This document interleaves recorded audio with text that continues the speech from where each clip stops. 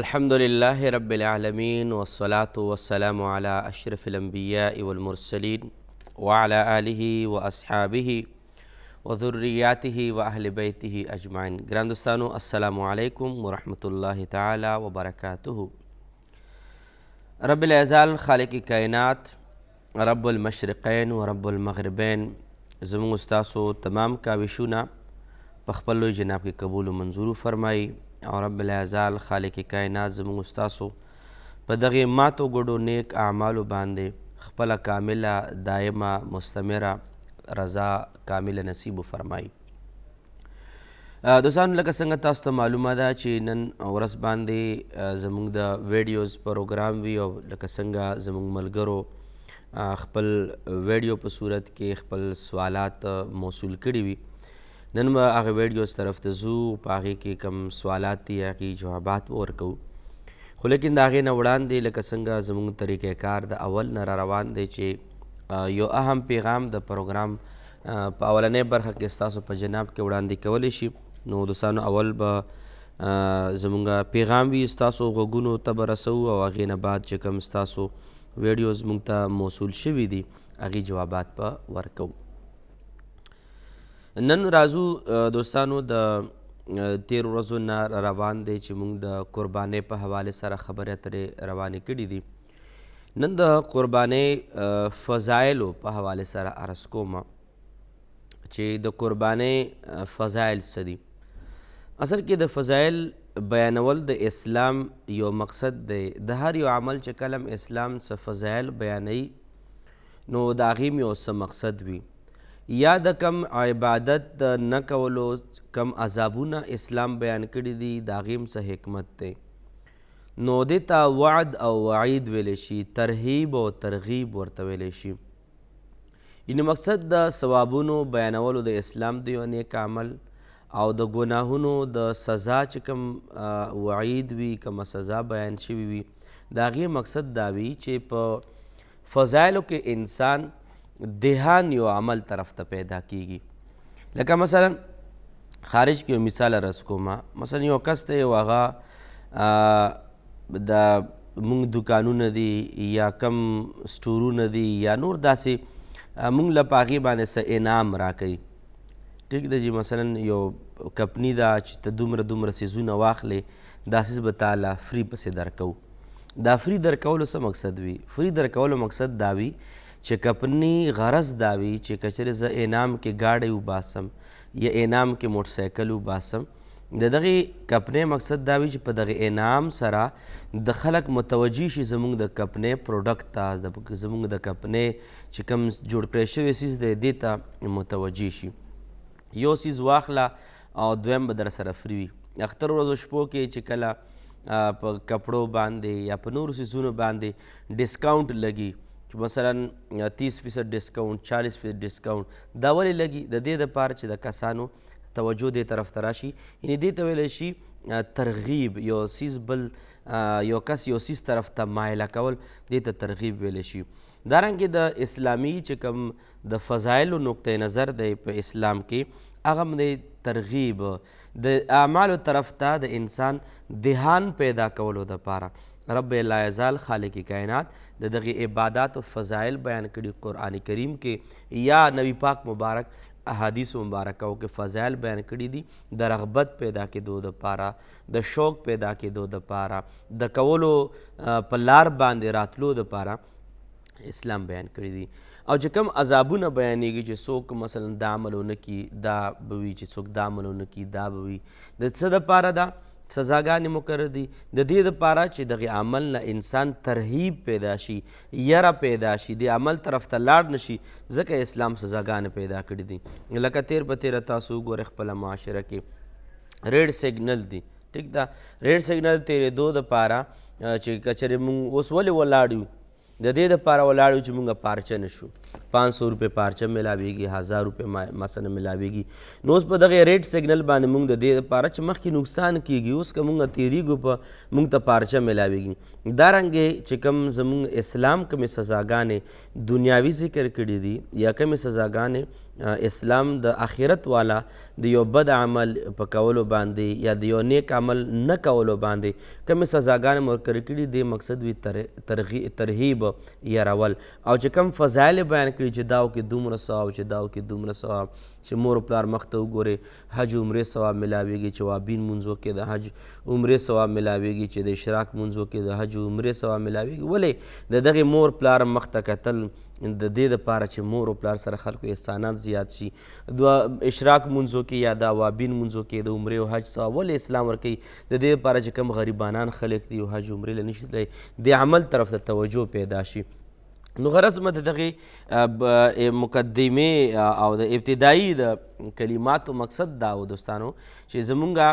اسلام مونږ ته د قربانۍ چې کوم فضایل ذکر کړي دي لکه څنګه نن به عرض کوو انشاءالله دا د دې دپاره چې مونږ د دغې قربانۍ طرف ته توجه پیدا شي مونږ راشو قرباني وکړو که چا سره سونه ده سونې نه نظر واوړي د ثواب په اورېدو باندې قربانۍ باندې نظر پرېوځي څه کسان به داسې وي چې هغه وایي چې دومره 60 او 70 او 80 هزار باندې غټ څاروی اخلو قربانیانې به کوو دومره پیسې چېرته دي یا کشتم دی په بل ځای کې به ولګي نو اسلام فضیلت د دې دپاره بیان کړی دی چې هغې انسان د هغې مقاصدو نه نظر اوچت شي په قربانۍ باندې نظر پرېوځي راځئ اسلام د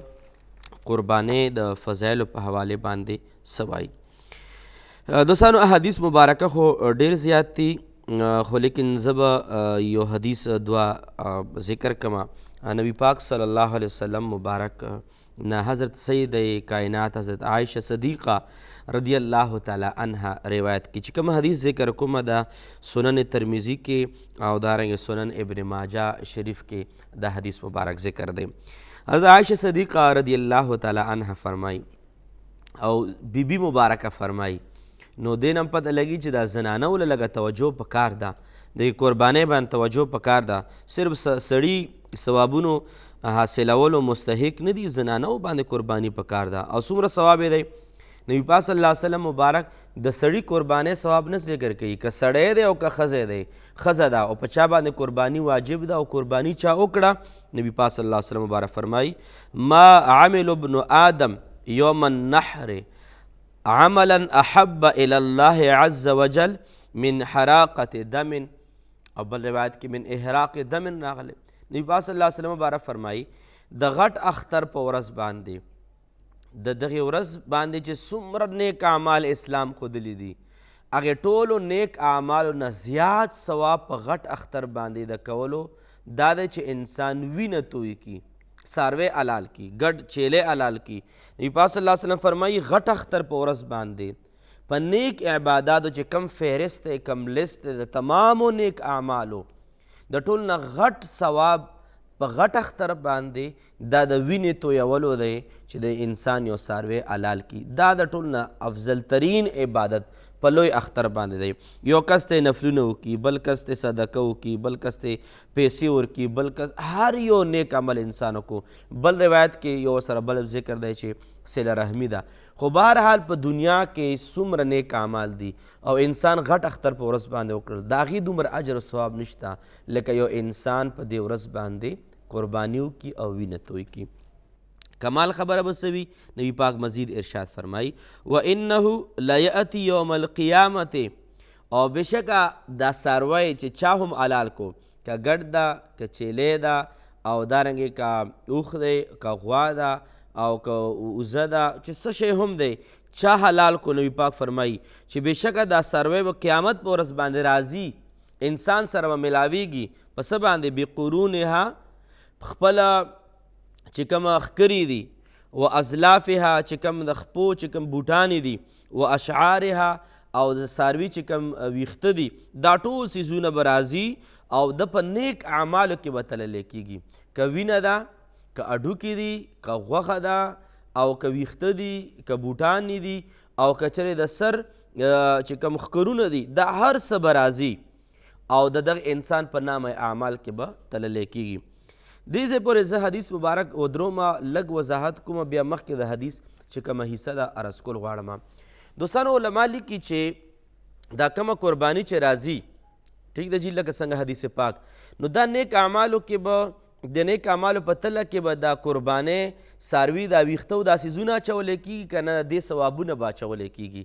په نیک اعمالو کې. بعض علماو دا تعبیر ورکړی د حدیث معنا دا بیان کړې ده چې نبي پاک فرمایي چې دا څاروي به د ویښتو سره او د بوټانو سره د ښکرونو سره هر څه د وینې سره به راځي. نو مقصد دا چې دا هر څه به تللی کېږي قیامت پر ورځ باندې. علما فرمایي چې دغې حدیث معنا په ظاهر باندې حمل کېږي، دا هر څه به په نام اعمال کې تللی کېږي. او بل علما وایي چې نه،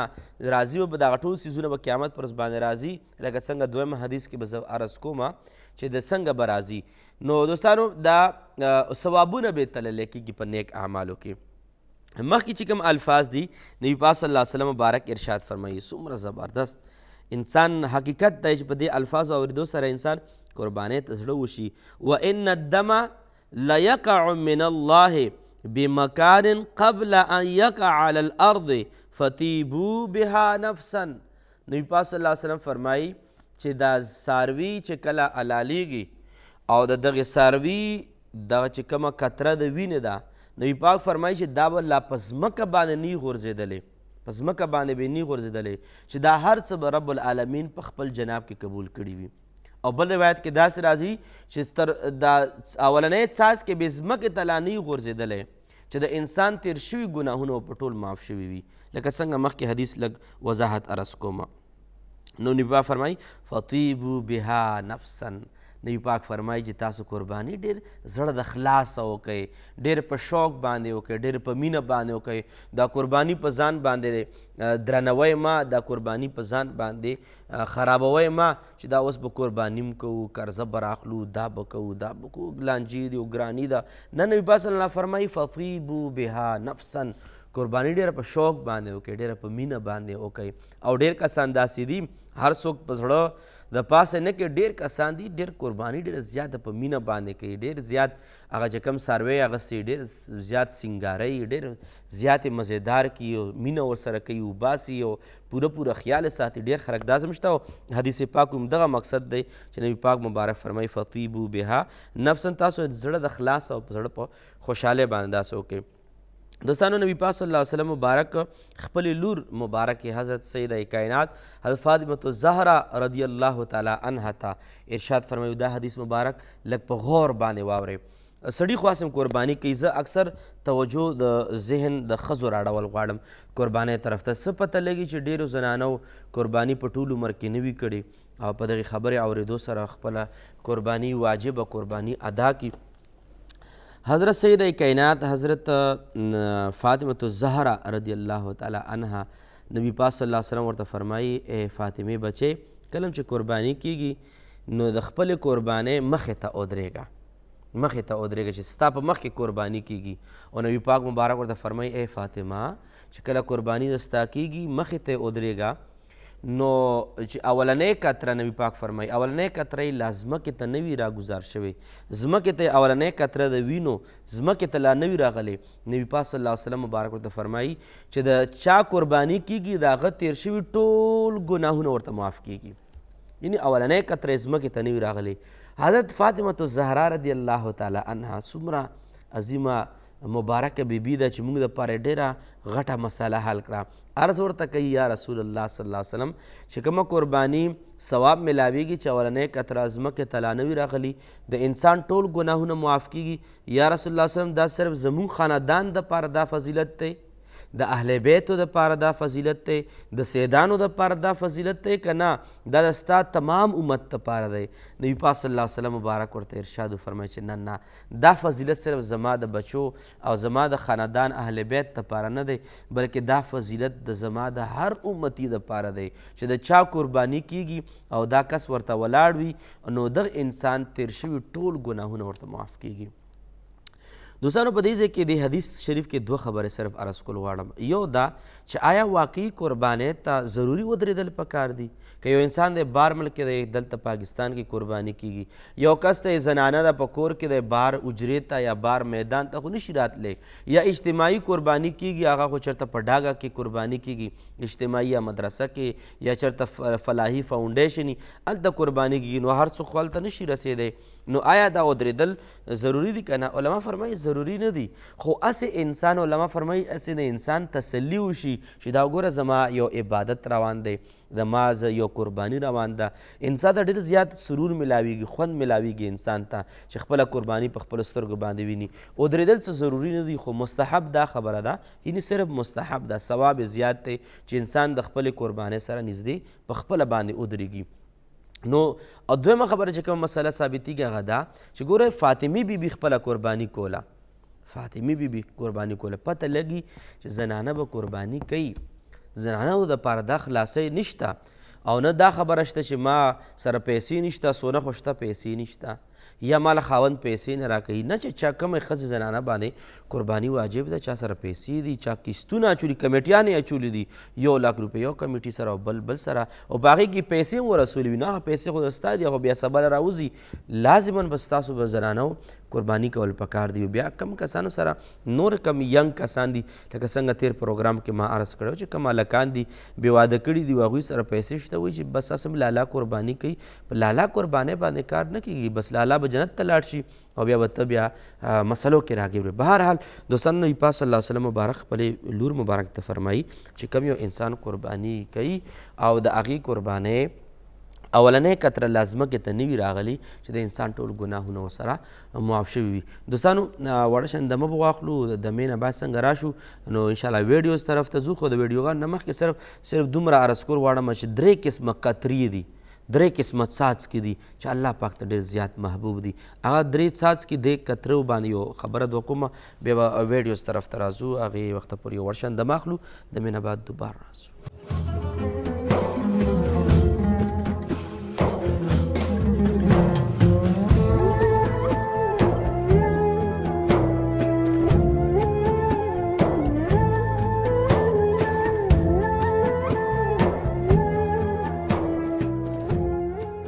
دوستانو السلام علیکم ورحمت الله تعالی وبرکاته. د قربانۍ فضیلتونو په حواله باندې مونږه څه لږه ډېره گفتگو کا، ورځې شپې ډېرې دي انشاءالله د قربانۍ په حواله سره څه قسمه تاسو ویډیو سوالات دي لکه څنګه تاسو وګورئ، کوم مونږ ملګرو مونږ سره خپل سوالات شریک کړي دي د ویډیوګانو په صورت کې، نو تاسو هم مونږ سره خپل ویډیوګانې شریک کولی شئ، خپل سوالات مونږ سره شریک کولی شئ او د هغې جواباتو فایده به دا وي چې یوازې ستاسو ته نه بلکې نورو دوستانو ته به مې د هغې جوابات میلاویږي. ویډیوز طرف ته راځو، خو لیکن ما چې کوم د مې نه وړاندې خبره وکړه چې 3 قسمه قطرې دي چې الله پاک ته ډېرې زیاتې خوښې دي، نو هغه 3 قطرې یو د قربانۍ د وینې قطره ده چې دې باندې تیر شوي ټولو ګناهونه معاف کیږي، لکه څنګه د فاطمې بیبي مبارکې تفصیلي حدیث مې تاسو ته بیان کوم. 2 نمبر قطره د وینې د شهید وینه ده چې د نبي پاک صلی الله علیه وسلم فرمان علی شان دی، د شهید وینه چې کله انسان ظلمن شهید شي یا دارنګې الله په لار کې شهید شي یا چېرته برما او چچنیا، شام، فلسطین او کشمیر چېرته مسلمان شهیدان شوي دي، هغوی نبي پاک فرمایي اولنۍ قطره لا ځمکې د شهید د ځمکې ته نه وي رسېدلي چې د انسان ټول ګناهونه په شهادت باندې الله پاک معاف کړي. او 3 نمبر قطره د اوښکو قطره ده چې انسان د الله پاک د یرې د وجې نه د انسان په سترګو کې اوښکې راشي او دا اوښکې د سترګو نه راپرېوځي. حدیث پاک تفصیلي حدیث دی، خو د هغې مفهوم و نچوړ دا دی چې دغه اوښکې هم د انسان غضب سړی، د انسان غوسه سړی او د انسان تیر شوي ټول ګناهونه معاف کوي. نو دوستانو دا 3 عظیمې قطرې دي. نو د قربانۍ والا چې کومه قطره ده دا کال کې یو ځل موقع راځي، داسې نه چې انسان هغه قرباني ونه کړي او دغه وینې قطره د قربانۍ نصیب نشي او بیا بل کال له قرباني نصیب نشي. د اراده وه خو لیکن انسان مړ شو، دنیا ملګري دي او زما ډېر یو ملګری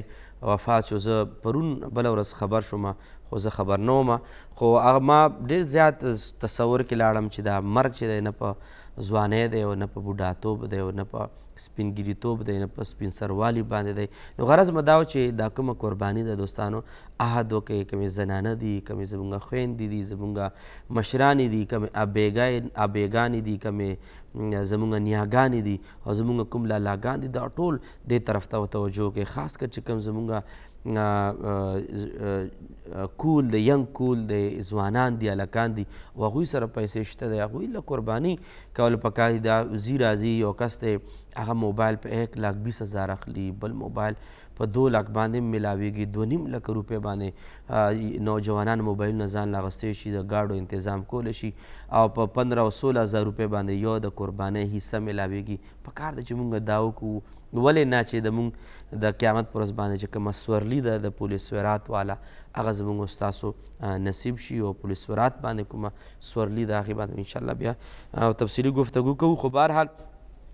قربانۍ نه ځان مه وروسته کوئ ډېر خوږ واجب دي او ډېره مزه ده پکې ډېر زیات لطف دی زړه سکون و قرار پکې ملاویږي سوالاتو کې هم د قربانۍ سوالات به راځي د ویډیوز والا راځي زموږ سره د چا سوالات دي اولنۍ ویډیو زموږ سره د کم ملګري شریکه شوې ده السلام علیکم زما نوم هارون دی اصحاب بابا روډ باندې پاتې کېږو په کیر کې د منرخیلو کې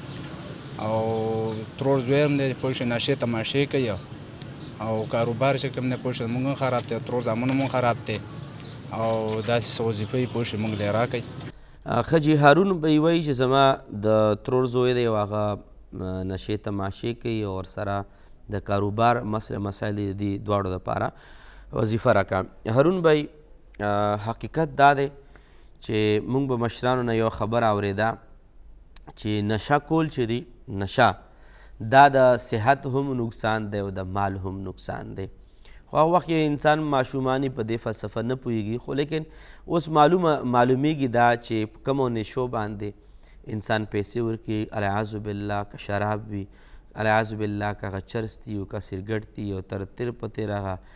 کم ترینه نشه چې کومه ده د نسوار والا په دې باندې د پیسو چې کوم زیاده د پیسو چې کوم فضول خرچي د هغه هم وشي که هغه 1 روپۍ ده او که 1.5 روپۍ دي او علما فضول خرچۍ تعریف څه بیانوي په نافرمانۍ کې پیسې خرچ کول او 100 روپۍ که 1 روپۍ ده خو د نافرمانی د الله په هغې باندې کېږي دا هم فضول خرچي ده او که 1 ارب روپۍ دي او 1 ارب ډالر دي او دا ناروا کار کې خرچ کېږي دا هم فضول خرچي ده نو حقیقت دا دی چې نشه کې فضول خرچي هم ده او دویم نمبر ټول نه زیات چې کوم نقصان دی هغه صحت نقصان دی او صحت د الله پاک هغه عظیم نعمت دی زه دوستانو سره اکثر په دې صحت باندې خبره کوم چې صحت واحد هغه عظیم نعمت دی چې ټول نعمتونه صحت ته محتاج دي که ښه خوراک کې صحت بیمار خو به نه که چېرته چکر لځي بیمار خو به نه که ګاډی ځان له اخلي او خپې مثلا معذوره بیمارې ګاډی نشي استعمالولی غرض دا چې تاسو سرچ وکئ په کم یو نعمت دی چې هغه صحت ته محتاج نه دی هر یو نعمت صحت ته محتاج دی نو لہذا نشه باندې د صحت نقصان هم راځي الله پاک زموږ ستاسو د داسې حالت نه وساتي څوک په نشه کې دي که وړه نشه ده او که غټه نشه ده الله پاک رهایي ور نصیب کړي هارون بھائی وظیفه تاسو د ترور ته ووایئ چې د خپل بچي دپاره صورت علم نشرح لک صدرک دا د 9 ځلې وایي 9 ځلې او په اوبو دې دموي او که چېرې کور کې کولی شي دا هم د تجربې نه ثابته ده چې څوک په یو کاغذ باندې علم نشرح لک صدرک دا صورت 9 ځلې ولیکي مثلا دا یو پیج دی ټیک ده او دلته بسم الله ولیکل او علم نشرح لک صدرک دومره ځای کې راغی بیا دومره ځای کې بیا دومره ځای کې نو یو 4 طرفه ده دې 4 ځلې علم نشرح لک په یو سایډ باندې راولي یو 3 ځلې د په بل سایډ باندې لیکل وکړي ټیک ده او هغې نه بعد دا کاغذ راواخلي په اوبو کې واچوي ساخته جوړ کړي د سکلو والا تعویض ترېنه جوړ کړي او کم یو انسان نشه کوي یا کم یو انسان اورهګردي کوي یا کم یو انسان په داسې لارو باندې ګرځي چې هغه ښې نه وي او داسې کس له دا اوبه ورکړی شي او دا اوبه بیا سبا له هم ورکړی شي بل سره 9 ورځې دا اوبه وڅکي خو ورسره به په دې اوبو باندې به 9 ځلې روزانه صورت علم نشرح لک صدرک دا به په وایي هم لیکلی به هم 9 ځلې وي او وایي به هم او اوبه به هم 9 ورځې څکي انشاءالله العزیز الله پاک به د سینه روښانه کړي منوره به شي د دا څیزونو نه به په خپله باندې رجوع کړي الله پاک طرف ته امید لرم چې دا عمل به ستاسو ذهن ته راغلی وي او که بیا هم څه خبره تره وي نو تاسو زمونږ لږ وخت بعد په یوټیوب باندې زمونږ پروګرام اپلوډ کیږي تاسو بیا کتلی شئ دا طریقه یوازې د هارون د ترور زوی دپاره نه ده دا د هر چا دپاره ده زمونږ خویندې وي څوک لیکل کولی شي زمونږ ورونه څوک لیکل کولی شي خور وي ورور وي هر څوک وي تر دې پورې چې بعضې کسان پلاران دي منځونه نه کوي یا مثال ښځې دي منځونه نه کوي یا مثلا پلار دی او بچي ترې نه تنګ دي وغیره او هغوی کردار خوندناک نه وي نو دا صورت د هر چا دپاره دی اووه ځلې به په یو پیج ولیکئ او بیا به اوبو کې واچوئ او په دغه اوبو باندې به اووه ځلې تاسو صورت علم نشرح لکه صدرک روزانه چوف کوئ او دا اوبه د اووه ځلې اووه ورځې وڅکي دا یو عمل دی دا ځان سره یاد ساتئ او په یوټیوب باندې هم تاسو دا پروګرام کتلی شئ او ځان سره نوټ کولی شئ هارون بھائی د کاروبار په حوالې باندې دا خو واضحه ده چې اسم پاکستان کې کاروبار خراب دی لاک ډاون هم شو او دارنګې سیاسي پارټیان هم خپل سیاست چلی ملک تباه کوي خو خپل سیاسي پارټي مخکې کول غواړي نو خامخا به دا مسلې پکې راځي کاروبار خو الله پاک نغوښته پکار ده توکل پکار دی تاسو وظیفه کوئ یا ذوالجلال والاکرام یا ذوالجلال والاکرام دا تاسو روزانه 314 ځلې وایئ ټیک ده 314 ځلې یا ذوالجلال والاکرام موږ سره بله ویډیو د چا ده مفتی صاحب زموږ یو سوال دی چې یاره په میخه باندې قرباني جایز ده او که نه ده د نبي علیه السلام په دور کې چې کوم دی نو میخه نه وه نو ډېر خلکو په دې کې یاره شک دی چې یاره په میخه باندې قرباني څنګه ده ښه جي نو ملګري چې څنګه دا خبره وکړه دا بنیادي خبره ده چې د غوا خو ثابت ده قرآن نه حدیث نه خو لیکن چې کومه بحث موږ څه ته وایو نو په دې قرآن او په حدیث کې خو د میخې ذکر نشته دې باندې قرباني کیږي او که نه کیږي ملګري خبره اصل کې دا ده چې میخه حقیقت دا چې قرآن کریم کې هم د میخې ذکر صراحتا نشته او په حدیثو مبارکو کې هم د میخې ذکر نشته دی خو میخه حکم د غوا لري میخه حکم د غوا لري زه به یو آیات مبارک مختصر غوندې یو حواله عرض کوم قرآن کریم کې رب العالمین ارشاد فرمایي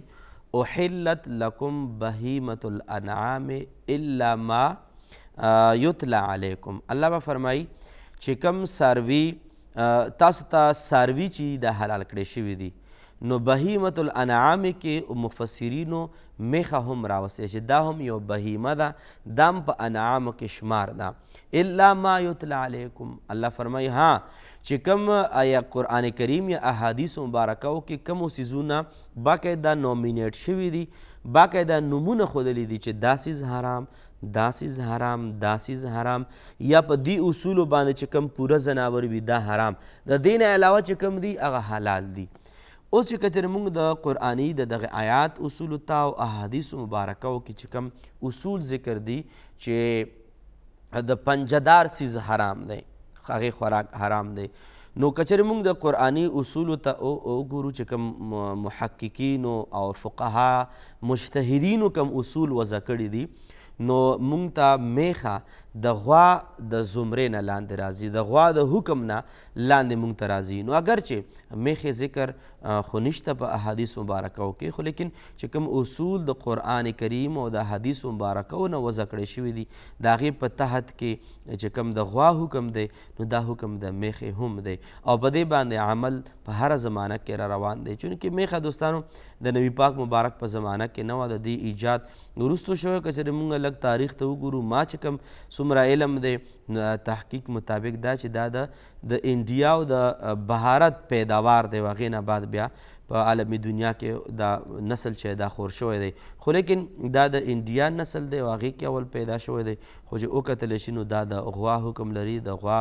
معنا لري نو لحاظه غوا باندې قرباني قرآن و حدیث نه ثابت ده لحاظه په میخه باندې هم قرباني ثابت ده او څنګه په غوا کې اووه قربانیانې دي دارنګې په میخه کې هم اووه قربانیانې دي مزید که چېرې داسې څه قسمه سوالات وي نو تاسو موږ سره شریک کولی شئ بله ویډیو زموږ سره د چا ده السلام علیکم زه یم رحمالدین بشیر آباد چوک نه بچګۍ روډ چې زموږ والد صاحب دی او بیمار دی مفتی صاحب او ډاکټرانو ته بوتلی او ټیسټونه هم کړي وو سپوز او ګردو باندې در وي او بلکې دا هغې در اوسه پورې هماغه رنګې دی او صحیح فرق نه یې راغلی تاسو څه وظیفه راکړي او که الله شفا ورکړي الله یې روغ صحت ورکړي تاسو غټه مهرباني وي جی. ښه جي د ګردو دپاره عمادالدین وایي چې والد صاحب د ګردو مسایل دي علاج معالجه هم کړې ده. عمادالدین صاحب خبره دا ده چې ګردو دپاره زموږ د اسلافو نه زموږ د مشایخو نه کومه وظیفه را روانه ده هغه د صورت انشراح او د صورت لإیلاف قریش ده. الم نشرح لک صدرک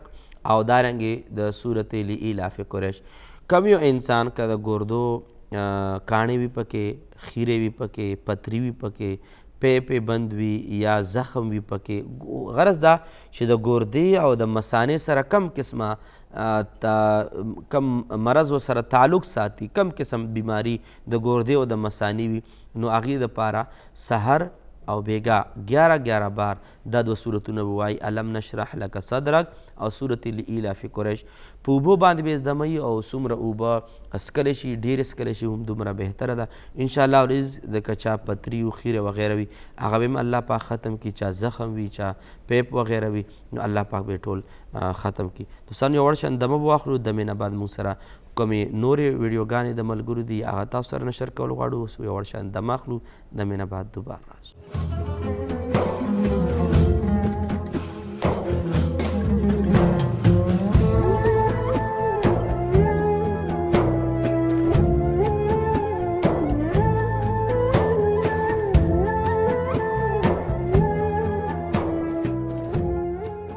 السلام علیکم ورحمت الله تعالی وبرکاته. دوستانو زه بیا عرض کوم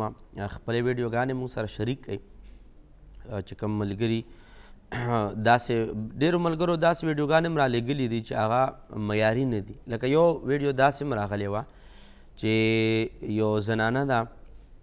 او هغوی بیډ ته موبایل نیولی داسې بیډ ته ریکارډینګ کوي نو راځي به کې بیډ خو آواز د زنانه راځي خپله مسله بیانوي. او یا بله ویډیو داسې هم راغلی وه چې ماشوم ته یې ویډیو موبایل نیولی دی او هغې نه بعد نو دوی ویډیو کوي. نو لحاظه چې کله هم تاسو ویډیو کوئ او موږ ته موصول کوئ نو ویډیو خیر د کوالټي دومره برابره نه وي چې خامخا صفا سوتره وي، خو لیکن چند اصول پکې خیال ساتل. یو ویډیو ما کتب داسې و پکې شاته پکې چیلې ښکاره کېده او هغې پکې بغارې کولو او ویډیو روانه. نو کله هم داسې وي تاسو اسانه طریقې باندې شاته دیوال وي یا شاته پردې وي شاته بیکګراونډ چې کوم دی شاته نو دا لږ ښه ساتل پکار دي. بعضې کسان داسې ویډیوګانې هم وکړي لکه تېره ورځ باندې یوه ویډیو راغله دا مخ ته یې موبایل ډېر زیات نږدې نیولی او نو بلکل دا مخ پکې بل شان د ښکاره کېدو. نو کله هم تاسو ویډیو کوئ نو لږ ډېر معیار مطابق کوئ. نور کم قسم سوالات دي تاسو موږ سره د ویډیو په صورت کې شریک کولی شي. انشاءالله ستاسو ویډیو به پاتې کېږي نه نشر کېږي به هم او جواب هم تاسو له درکوو. راځئ موږ سره بله ویډیو د چا ده. السلام علیکم مفتی صاحب، زما نوم جلیل دی، د بشیرآباد اوسېدونکی یم، بجګي روډ. مفتی صاحب لږ مسله مې ده د ګاډي هغه دی لانجه ده او هغې پیسې لږ سختې دي او راوځي نه، نو هغې دپاره څه وظیفه راکړي نو ستاسو به ډېره مهرباني. جلیل صاحب تقریبا دا کیس چې تاسو سره کوم شوی دی دا یوازې ستاسو سره نه دی، دا د زرګونو کسانو سره دا کیس شوی دی. تېره ورځ باندې زما د ګاډي څه مسله وه نو زه لاړم شوروم ته بارګین ته. نو هغې کې یو خبره ما واورېده چې دلته یو کمپني وه او کمپنۍ د خلکو نه ګاډي واخیستل چې تاسو له موږ سره په کرایه باندې ولګوئ، تاسو له ماهانه پیسې درکوو. 1500 ګاډي دې کمپنۍ سره خلکو شریک کړل. کمپنۍ دا کار وکړو چې دا ګاډي چې کوم دي دا یې پیسو باندې خلکو په نغدو باندې خلکو باندې خرڅ کړل یا څه په قسطونو باندې خرڅ کړل. نو چې کوم مالکانان دي هغوی ته چې کوم خپل ګاډي دي هغه یې ورته خرڅ کړي دي، ټیک ده، او د هغې نه لږې لږې پیسې ورکوي. څه پیسې ماهانه ورکولې بس هغوی مزې دي چې کور کې تش ګاډی ولاړ دی او فلانکې کمپنۍ کې چلیږي موږ له دو 40-50 هزار روپۍ میاشت راکوي. هغوی دا نه خبر چې دا کمې پیسې تا له درکوي دا یې تاسو دپاره ګاډي خرڅ کړي دي. ګاډي ښه 1500 ګاډي یو کمپنۍ خرڅ کړي دي خلکو باندې قسطونه باندې. قسطونه څه نغدو څه قسطونه کم قسطونه تل مالکان له به ورکول چې ښې اربونه روپۍ برابرې کړي دي. کمپنۍ مالکان بلکل غیب شوي دي کسانو د مالکانو ته پته لګېدلې ده، مالکان رالل چې کم کم ځای کې چا باندې ګاډي خرڅ کړي وو، هغوی سره یې اوس لانجې شروع شوې. نو یو لویه کیسه روانه ده. الله پاک د مونږ په حال باندې رحم وفرمایي. نو تاسو سره چې کم ګاډي مسله شوې ده، تاسو وایي چې ګاډي اوس پیسې نه راکوي، دا یوازې ستاسو مسله نه، دا جنون مسله ده. د دې د وجې نه علما فرمایي چې کله هم تاسو خرید و فروخت کوئ، تاسو چا سره معامله کوئ، یو لیکل ضروري کوئ، او بل چې معامله کوئ نو اعتمادي کس سره معامله کوئ، بې اعتمادي والا معامله نه ده کول پکار. بهرحال الله پاک د ستاسو مسله هم حل کړي. او کومو ملګرو دا مسلې نه زه چې وروستو خبر شوم، نو زمونږ داسې متعلقه دوستان دي، د هغوی هم 2 ګاډي اخیستي دغې کمپنۍ نه. اوس هغه مالکان پسې راځي او دارنګې مسلې مسایل دي. تاسو وظیفه کولی شئ د هر مونځ نه بعد 313 مرتبه یا جامعو یا جامعو یا جامعو، که هر مونځ نه بعد نه کوئ نو ورځې 700 بار کوئ او دارنګې 700 بار د شپې کوئ. په دې طریقې باندې هم تاسو کولی شئ. ټیک ده، الله پاک د رحم وکړي. موږ سره بله ویډیو د چا ده؟ زما نام اکرام الله ده او زه له کیماروت نه خبرې کوم. موږ ماشومانو مسله ده، ماشومان مې نسته دي دغه بارې چې وظیفې د هغو نه کوم چې وظیفه ورته وښیي. ما هم نام اکرام الله له کیماروت نه وایي چې ما بچي نشته. دوستانو اول خو ورته دعا کوو چې الله پاک د چا اولاد نه وي، الله پاک د ټول لا اولاد صالح، چا نارینه اولاد نه، الله پاک د نارینه اولاد وله ورکړي. او د چا کورونه نه دي آباد او کورونه فی الحال ویجاړ دي، الله پاک د ښایسته ښایسته نیکعمله صالحه بیبیانې ورکړي. او د چا هلکان دي بیبیانې د الله پاک ورکړي، څوک جینکې دي الله پاک د نیکعمله خاوندان وله ورکړي. په دعا باندې خو څه کمیږي نه، موږ به دعا کوو، تاسو په امین وایئ. بچي نشته دی، د دې دپاره یو وظیفه ده 700 مرتبه یا وارثو یا وارثو یا وارثو. اوس یو بله خبره ما ته رایاده شوه، یو 15 ورځې به کېږي مردان نه ماته یو کال رالو، نو الله پاک 13 سال بعد نارینه اولاد وله ورکړی و. ډېر زیات خوشحاله و، 13 سال بعد د بچي خوشحالي ولیده. او کوم وظیفه یو یا وارث وظیفه ما ورکړې وه، او دویم نمبر د ګوړې د خوراک چې کوم د ګوړې دم دی هغه ما ورته ورکړی و. نو اکرام الله به تاسو هم دا ګوړې عمل وکئ. او دا زموږ د مرشد پاک رحمت الله علیه وظیفه وه، او هغوی ته بیا خپل مرشد پاک رحمت الله علیه ورکړې وه. او دا وظیفه د ډېرو مشایخو مبارکو د گفت دی چې په دې باندې الله پاک د خلکو کار کیږي. ګوړې طریقه دا ده چې 3 ګوړې به راواخلئ او په هغې باندې به تاسو 7 مرتبه صورت اخلاص ووایئ، قل هو الله احد، او هر ځل د صورت اخلاص سره به بسم الله وایئ. 9 ځل به تاسو په ګوړه باندې دم کوئ، 3 ګوړې به راواخلئ او هغه ګوړې به زنانه خوري، سړی نه. خوراک طریقه یې دا ده چې کله زنانه د بیمارۍ نه ولامبي او اولنۍ ورځ شي، نو په اولنۍ ورځ باندې به یو ګوړه راواخلي، دا ګوړه به 9 ټوکړي کړي یا د یو چک ورته ولګوي، نو 9 ورځې دا ګوړه وخوري، یا 9 ټوکړي شي نو یو ټوکړه د ورځې خوري. نو دا یې طریقې کار دی. باقي 2 ګوړې به پرتې وي. که چېرې الله پاک امید پیدا کو نو خو دا 2 ګوړې بیا وروستو که خوریم پکا دته اختیار ده، که نه خوریم ضروري نه ده. خو که چېرې امید پیدا نه شو، بیا بیمار راغله، دا 2مه ګوړه هم په همدې طریقې باندې وخوري، او دارنګې دا 3مه ګوړه هم په همدې طریقې باندې وخوري که چېرې امید پیدا نه شو. او بیا بعضې کسان نه ما دا اورېدلي چې 3 ګوړې وخوري نو بیا بس کی بس بیا 3 ګوړو کې امید پیدا نه شي، بس وایي چې دا وظیفه ختمه شوه.